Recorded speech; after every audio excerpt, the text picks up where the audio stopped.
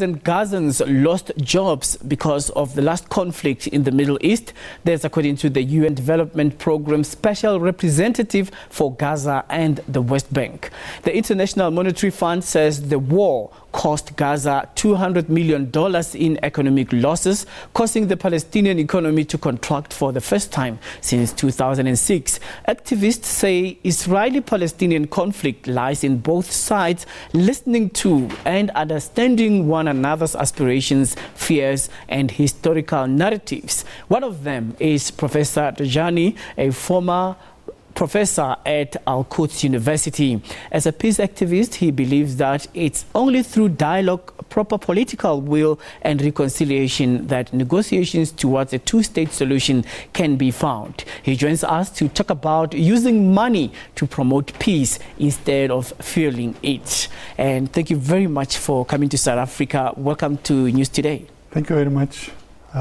It's a pleasure to be in South Africa, and thank you very much for hosting me here today.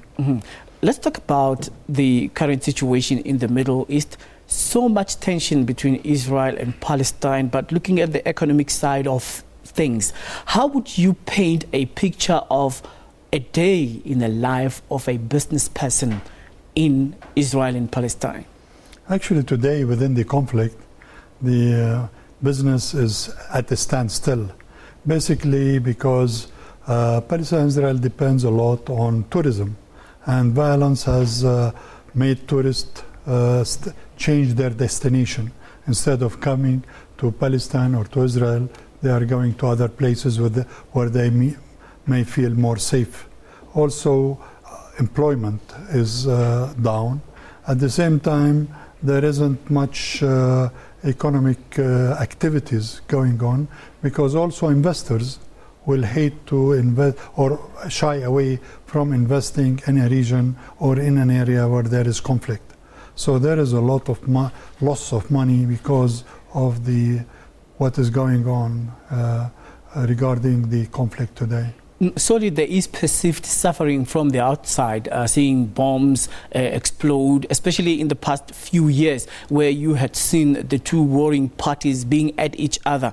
But the men on the street, the women, the children, not having access to water, sanitation, and proper electricity supply, and their lives being in danger all the time. They're suffering regarding to access of food and water on a daily basis. How is it expected that there can be a normal human survival and thriving of business in that kind of situation? Basically by trying to build up trust and to have exchange in terms of dialogue. Because the problem is that when you have boycotts, when you have violence, when you have terrorism on both sides, then this does not make life easy, and at the same time it does not help bringing back normal life to Palestinian lives or to Israeli life. The problem again has been accentuated by what other academics call support from both warring parties. You've got the US support for Israel, and you've got the Iranian concern on the Palestinian conflict. Would there ever be a compromise and a consensus if there are two countries supporting two countries that are at war with each other? That's why I believe that peace will come from the people themselves, and that these countries outside play on their own political and economic agendas.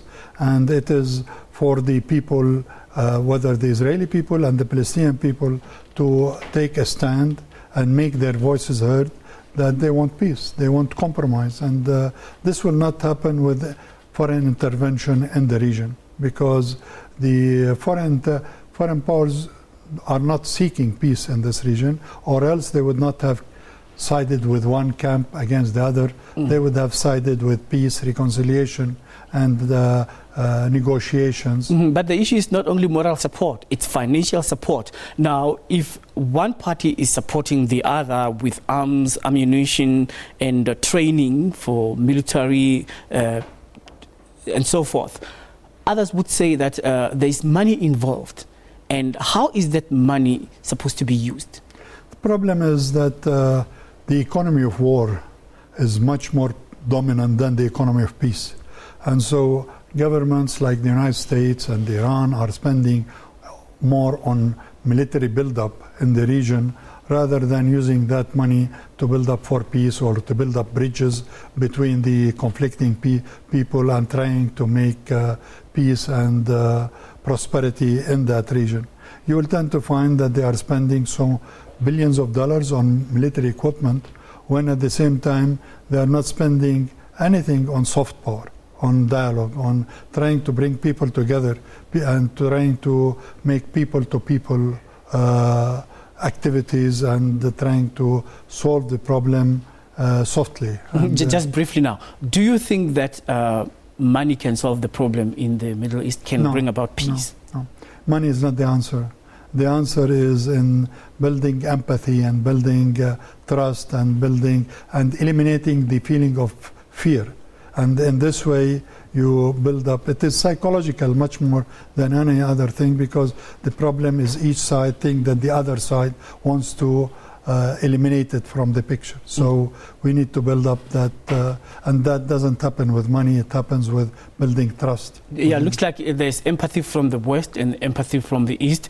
What do you have to say to this statement that has been made that the sharp rise in Palestinian unemployment is universally viewed as resulting from Israeli policies of closure and movement restrictions? And then talking about the economic situation in Gaza, it has been devastated by air, sea, and land blockade that Israeli officials say it was designed to keep Gaza indefinitely on the brink of collapse. This was the CIA fact book on Israel. I think that it has two sides to the story. This is one side which is true. At the same time, Israel hears from the Hamas people in Gaza that they do not recognize Israel and that they are at war with Israel and they don't want to establish a state, an Islamic state, in what is Israel today. So we have to eliminate this angle on both sides and build and work on both sides in order to build peace. It cannot be on one side against the other. But I believe also Israel has a role to release, to show empathy for the other, and to build up its efforts to improve Palestinian life.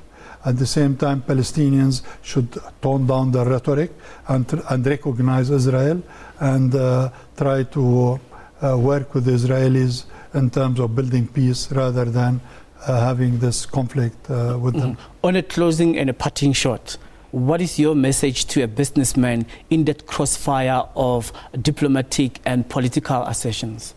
Try to use your money to build up peace, to make reconciliation, and to make people get together, because I think the economy is very important in terms of getting people together. When you walk into a Palestinian store and he's talking with his Israeli supplier, or to the Israeli store and he's talking to the Palestinian, you don't see any enmity or hatred. It's business.